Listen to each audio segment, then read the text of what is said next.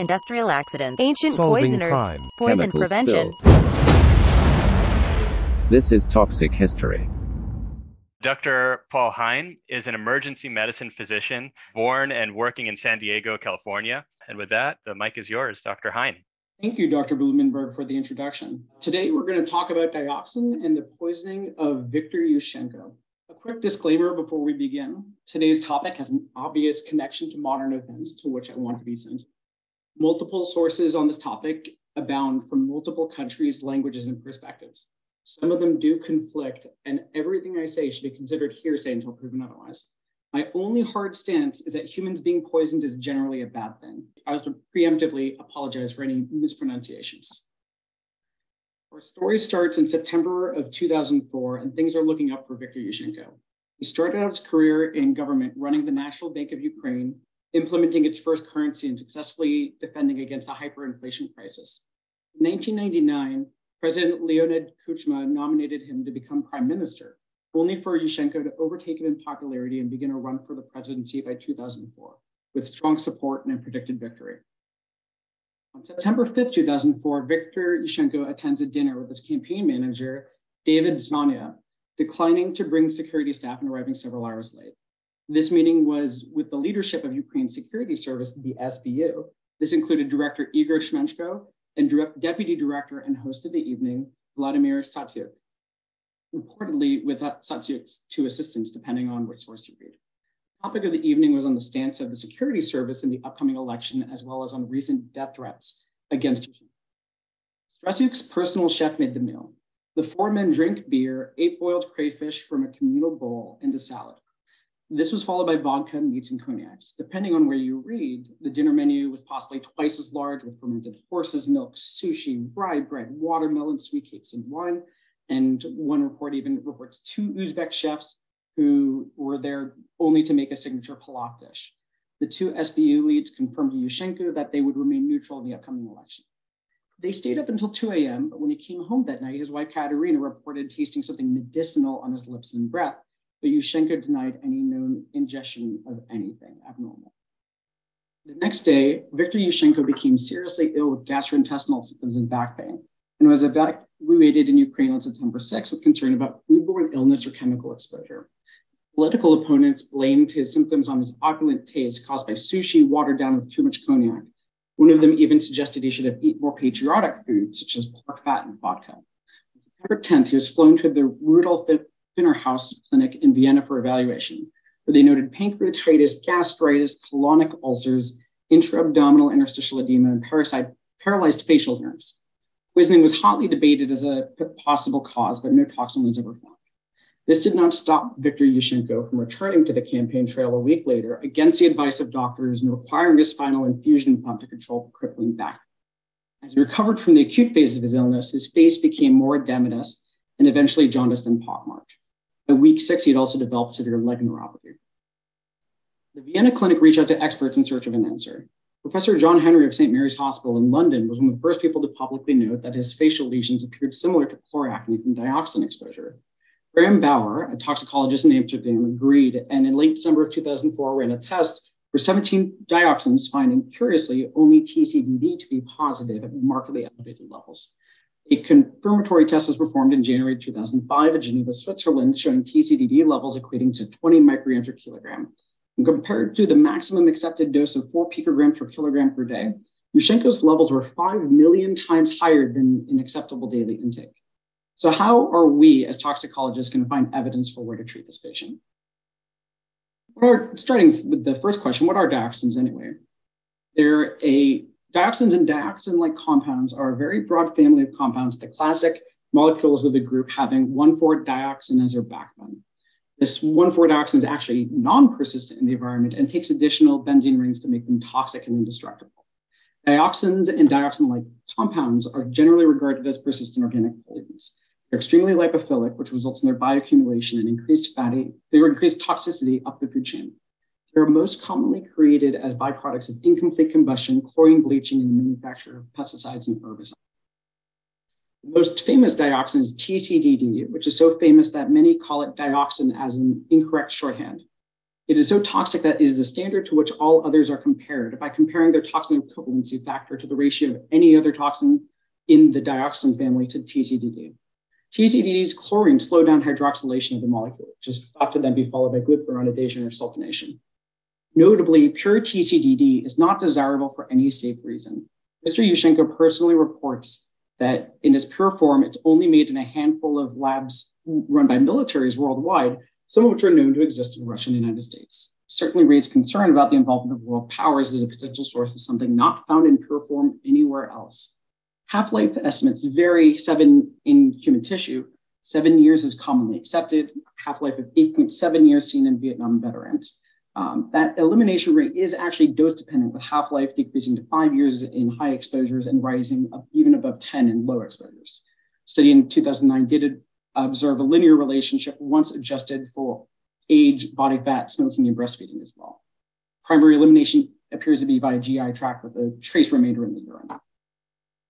Dioxin toxicity is primarily mediated by the aryl hydrocarbon receptor, which binds to dioxins as well as a host of other xenobiotics and a few endogenous molecules. Since the AHR is a promoter gene, it has a very broad range on effects of metabolism, immunity, stem cell regulation, and cell division. Acute toxicity includes a characteristic eruption of skin lesions known as chloracne, as shown by Viktor Yushchenko. Severe enough ingestion can result in a wasting syndrome, even with adequate caloric intake. Chronic toxicity is noted for increased risk in a broad range of cancers. Some studies have found an increased rate of birth defects with stillbirths, cleft lip, and neural tube defects. Others recognized associations with type 2 diabetes, neuropathy, and possibly with autoimmune disorders. We're looking for ideas on how to help Mr. Yushchenko. The largest human exposure to study would be those exposed to defoliant use in the Vietnam War. Operation Ranchhand was operated by the US military between 1962 to 1971 to target tree cover as well as crops in the Vietnam War. This operation exposed 500 million acres, or 20% of all of Vietnam's forests, to at least one dose, resulting in about as much defoliation. A family of rainbow herbicides, Agent Orange was the most commonly used and became the most famous. There was a 50-50 mix of 2,4-D and 2,4,5-T, with the presence of TCDD only a contaminant at about 2 to 3 parts per million, but unfortunately, that was quite enough. The Vietnamese government and Vietnamese Red Cross together reported approximately 4.8 million Vietnamese people exposed, with 3 million Vietnamese with some kind of health problems, 1 million with some form of disability, 150,000 children with birth defects, and 400,000 deaths from a variety of causes such as cancer. Dioxin hotspots still exist to this day at abandoned US military bases. The photo on the left was taken at Tu Du Hospital in Vietnam in 2004, same year as our poisoning in Ukraine. Meanwhile, US veterans also reported increased symptoms of poisoning. In 1993, 39,000 claims had been made to the VA. However, only 486 have been approved and compensated. Other significant dioxin exposure events have happened in Italy, Taiwan, Japan, and the city of Times Beach in Missouri. They all deserve their own lecture, but Vietnam eclipses them all in scale. This preponderance of data from this time period is great for chronic exposure, but it's hardly of help to Mr. Yushchenko now. Something more acute and targeted. Two well-studied cases of TCD toxicity had occurred just a few years before. Two Austrian women working in textile research in Austria, close to Vienna, came to Vienna in 1998 with severe chloracne and were found to have markedly elevated levels of TCDD. Both of their levels were well above the known LE50 in guinea pigs, suggesting that perhaps humans might be comparatively resilient. The source of TCDD was never found.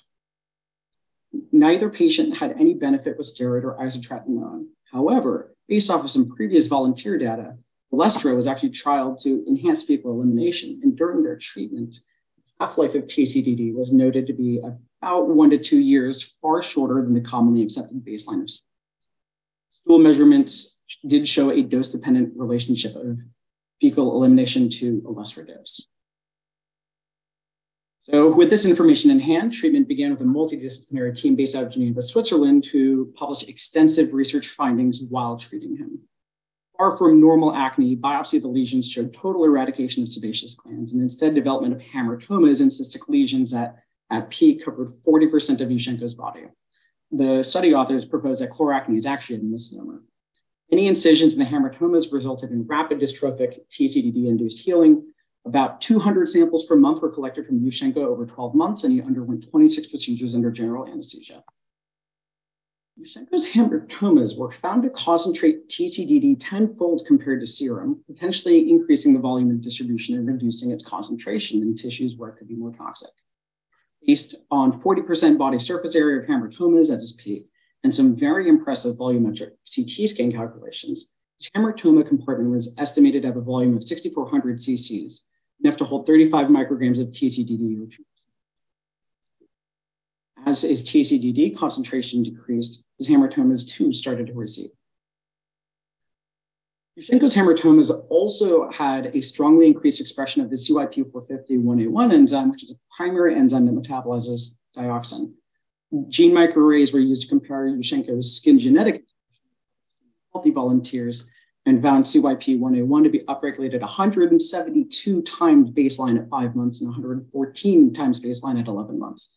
You can see in the image that all of the areas stained with brown are stained with an antibody that is anti-CYP1A1, showing where it's more expressed. Multiple other CYP enzymes were also significantly upregulated, which compared to the partial sequestration in the hematomas might have allowed his skin to enhance the detoxification process. NSAIDs and steroids had no beneficial effect. Multiple TNF-alpha inhibitors were attempted as well to hopefully forestall the chloracne. However, with an N of 1 and multiple other ongoing treatments, the authors did not want to draw any conclusions. Finally, referencing the case report of the 2 Austrian patients described previously, Yushchenko was indeed started on orlistat and Austria. The data here is unfortunately not very detailed, and we may never know what Yushchenko's favorite fat-free snack is. The poisoning was not enough to deter Yushchenko, who then fended off a second assassination attempt by car bomb, and who won the presidency after round 2 of voting had to be run on December 26 due to fraud. He was inaugurated on January 23rd of 2005. This story does have a happy ending for the dermatologists in the audience. As you can see here, 3.5 years after the poisoning, his facial chloracne had improved dramatically. Yushchenko did lose office in 2010 to the pro-Russian candidate and old rival Viktor Yushchenko. Since leaving the presidency, Yushchenko has continued to speak out against Russian interference in Ukrainian politics, including commenting on the ongoing Russian invasion of Ukraine to this day. An investigation of the event has proven largely unrewarding. Ukraine's investigative body complained of Russia's refusal to extradite several key suspects and refusal to provide Russian-made dioxin for sample analysis. Over 1,000 people have been interviewed by a Ukrainian investigation with only a few persons of interest named. Some suspect that this absence of progress in naming clear suspects reflects a continuance of hesitancy to reveal the truth, as if the dioxin was made out of country that could raise concerns about potential diplomatic implications, either with Russia or maybe even with Western allies. Yushchenko has notably accused members of the opposition party in Ukraine who were in power at the time of his first accusation was the administration of the incumbent President Kuchma, only 2 weeks after the poisoning. Yushchenko's fellow party members in parliament also blamed organized crime, claiming that the incumbent party was in cahoots with them. Despite Yushchenko's previous relationship with Zvania, who had also been the godfather of his kids, their relationship had suffered after the poisoning. Zvania began to disagree with Yushchenko's policies, to which Yushchenko retaliated by stripping Zvania of his Ukrainian citizenship. Zvania eventually claimed that Yushchenko had turned simple food poisoning into a story of a deliberate attack to garner sympathy from voters. The acrimony culminated in 2008, with Yushchenko accusing Zvania of vague involvement of the poisoning, although without any formal charge. Zvania at least continued to hold parliamentary office until 2014. Igor Shmeshko was also at the dinner and was accused of involvement by public rumors from multiple political opponents, but denied them all. Notably, he supported Yushchenko in the unrest after the election and forced Yanukovych to concede the election peacefully in Yushchenko's favor.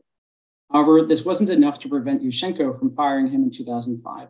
In 2019, Shmeshko sued one of his former accusers in court and won. Vladimir Satsyuk, the former SBU director and the host of the dinner, was seen in Moscow on April 28th, only a few days before the poisoning. In 2005, Satsyuk was accused of financial impropriety and fled to Russia, where due to his dual citizenship, he was protected from extradition. Investigators also claimed that Satsyuk was traveling with up to 6 passports. After the election of the pro-Russian Viktor Yushchenko, Satsyuk returned to Ukraine and attempted to restart his political career unsuccessfully. He subsequently in 2021 was reported to have moved back to Russia, was reported to have been advising the Russian intelligence services, and they had apparently made him a major general, according to one Russian news website that I read through a translator. Well, everyone knows who was poisoned. Some of Yushchenko's assertions have also raised questions. While he was still a candidate in 2004, he did initially refuse to give statements to the commission created to investigate his illness. And he refused to release his Vienna records to them. Zhivania claimed at the time that they had refused to appear because it was run by the opposition government and they had no faith in the process. The next several years after the election, Yushchenko claimed several times to know who was behind the attack, but declined to name them out loud. He also stated in a CNN 60 Minutes episode on February 2nd of 2005 that he knew where the dioxin had come from, but delegated to his country's general prosecutor to reveal more details. This has not stopped him from leveling public accusations against Zhivania and Satsuk.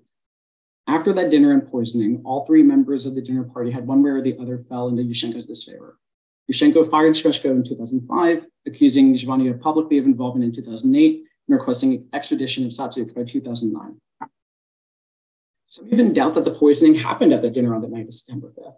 For Shmeshko, Yushchenko was already feeling unwell before the meeting, and toxicologists suggested that dioxin poisoning symptoms typically take anywhere from 3 days to 2 weeks to appear. Meanwhile, Yushchenko's symptoms appeared hours after the meal, which would make it the fastest case of dioxin toxicity onset. Katerina finding a medicinal taste on her husband's lips contravenes a common assumption that dioxins are tasteless and odorless, but in her defense, no one has ever tasted pure TCDD and reported back. The dinner was also a small group of high-profile individuals with little room to diffuse blame. Shmeshko and Satsuk stated outright that poisoning Yushchenko at the dinner would have been foolish and too suspicious. Finally, to complicate things further, Yushchenko had actually had a dinner even before that dinner at the house of a business owner named Vladimir Shulga, only a few hours before. Shulga, a few years later, was wanted for questioning, but unfortunately, when he was brought into police custody in 2008, he died in his jail cell. At least 10 different theories about the poisoner's identity are out there, each with their own adherents. There's one final question that bothers me. Dioxin certainly gets points for originality for assassination attempts. However, the world is filled with lethal and proven toxins. Why choose dioxin when more certain options exist, like Georgy Markov or polonium for Alexander Litvinenko? Dioxin toxicity was well known by that point in time, and the effort and stakes required to make pure TCDD perhaps make an amateur attempt less likely. However, Yushchenko's dose blew past the LD50 for guinea pigs, and maybe death indeed was part of the plan. If not, perhaps a goal was to send an unmistakable message or impact Mr. Yushchenko's charisma and public image by disfiguring him without making him a martyr in death. Perhaps full assassination of a politician was considered too aggressive or a possible act of war, so a maimed survival was preferred.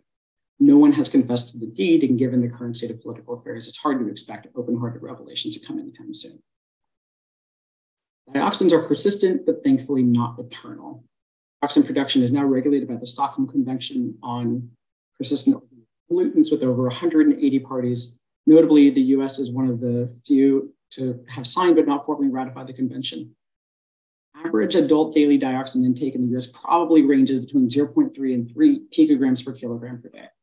Accepted thresholds vary, but ranges from 4 to 10 picograms have been mentioned. Cleanup efforts are still required in many hotspots across the globe, and there are plenty of other persistent organic pollutants that need to be thought about, but preventing ourselves from making the problem worse is a good first step.